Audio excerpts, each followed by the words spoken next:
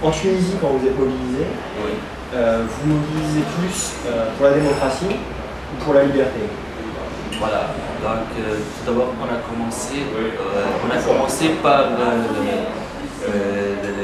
c'est pas par la démocratie, mais tout d'abord par la justice et l'égalité et tout, quelque chose comme ça. Et on a un grand nombre de chômage. Voilà.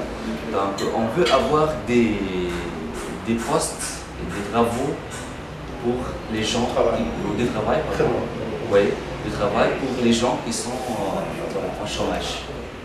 Ça c'est en premier lieu. Et par la suite, au cours des événements, les réactions du police tunisien étaient très mauvaises. Ouais, oui. Donc, et comme ça, on veut avoir la liberté. On veut parler, on veut faire des choses comme ça. Et la police fait des choses très graves pour nous. Et comme ça, il y a on a modifié la direction un peu. C'est automatiquement. Hein. D'accord. Moi j'ai une remarque à faire. En fait, en même temps qu'il y avait les événements en Tunisie, moi j'étais en Algérie en vacances, puisque je suis d'origine algérienne. Et il y a eu des événements dans les grandes villes algériennes. Il y a eu des révoltes au même moment. Et ça s'est calmé très vite. Pourquoi? Il y a eu au départ, dans tous les pays du Maghreb, ce qui a déclenché ces révoltes-là, c'est essentiellement, il faut le savoir, c'est la hausse du prix des matières premières. C'est ça qui est l'origine de tout. Il y a eu un renchérissement brutal des matières premières et donc du coup un étranglement des petits commerçants, et un étranglement des petites activités, une augmentation du chômage, des conditions économiques épouvantables. En Algérie, on a annoncé, comme en Tunisie, comme en Égypte, hop, augmentation des prix des matières premières, ça a descendu dans la roue, ça a caillassé, ça a balancé les tomates sur les frites et tout. Le gouvernement, au bout de 3 jours, le Premier ministre algérien est arrivé en disant on va subventionner le retour aux anciens prix. En gros, on achète un prix social avec le pétrole. Ça s'est arrêté. Ça s'est arrêté. On n'est plus venu en tenue, il nous faut des droits, des machins. Non, ça s'est arrêté. Ah, on peut continuer de manger comme avant, aussi peu cher qu'avant, ça s'est arrêté. En Tunisie, qu'est-ce qui se passe? Ils n'ont pas de rente pétrolière, comme l'Algérie ou comme l'avait la Libye. La question de la Libye sera intéressante après. Mais donc, du coup, en Tunisie, qu'est-ce qui se passe? En Tunisie, ils n'ont pas de levier pour donner plus d'argent. Donc, comme ils ne peuvent pas donner d'argent au peuple, ils tapent dessus. Ferme ta gueule, tais-toi. Non. Donc, il y a des AG qui étaient. Je parle du gouvernement.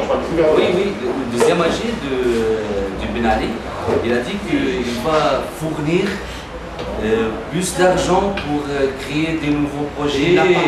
Oui, il dit que la région de Sidi a dit que voilà, donc je donne 5 millions de dollars, on va créer de nouveaux projets et tout ça, on va régler le problème du chômage. D'accord? Donc, mais tout le gens là-bas, c'est fini pour nous, on cherche la liberté maintenant. D'accord, c'est-à-dire que le mouvement a évolué tellement vite. On ne veut pas du pain maintenant. Le mouvement a évolué tellement vite que les gens ont demandé la liberté. Voilà, par exemple, on a quelques mois. C'est important. Donc, après le troisième AG, j'ai lu sur Facebook, quelqu'un a mis, on a acheté aujourd'hui, puisque au dernier AG, il dit, voilà, maintenant on va faire la libération, la liberté de l'information, ainsi de suite. Quelqu'un a écrit sur Facebook, les Tunisiens, on a acheté YouTube avec un prix de 70 mois. C'est trop cher pour nous.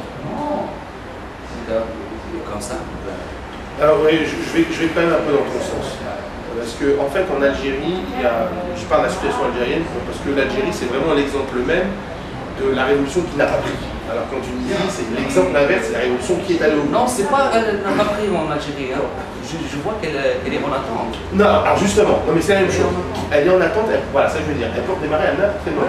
Qu'est-ce qui s'est passé en Algérie? En Algérie, il n'y a pas eu de répression. Il faut très peu de répression. Il y a eu très peu de répression. Le gouvernement s'est retenu, la police n'est pas. Enfin, alors qu'en Tunisie, Tunisie, la répression les premiers jours était sanglante. Et donc, il y a aussi une deuxième différence. C'est qu'en Tunisie, enfin en Algérie, on a un pouvoir qui est tellement corrompu que la liberté d'expression, le pouvoir n'a même plus la force d'empêcher les gens de l'insulter en fait. Il y a une liberté d'expression qui a quand même lieu. Alors que c'est vrai qu'en Tunisie, moi les rares fois où j'y suis allé, tu me diras si c'est vrai ou pas, la Tunisie, un policier tous les 10 mètres. Il y avait un état très sécuritaire, ces policiers, moi quand j'y étais, il fallait que je fasse attention à ce que je dis. Oui, ici, j'étais j'ai visité l'Algérie, j'ai remarqué que c'est pas la police qui dirige là-bas, c'est le militaire. Absolument. Voilà. Donc en Tunisie, le militaire est très loin des partis politiques chez nous. Mais il utilise, le président utilise seulement la police et le ministre de l'Intérieur garder ses pouvoirs. J'ai une question, est-ce que les révolutions arabes, tu penses qu'elles ont inspiré ce qui se passe aujourd'hui en Europe et un petit peu ailleurs maintenant, avec les indignés, le mouvement pour la démocratie réelle? Est-ce que c'est une inspiration de là et on se dit que ça vient de cet espoir qui a été créé par la révolution arabe, ou est-ce que c'est une situation propre au pays qui se mobilise, notamment l'Espagne qui a commencé?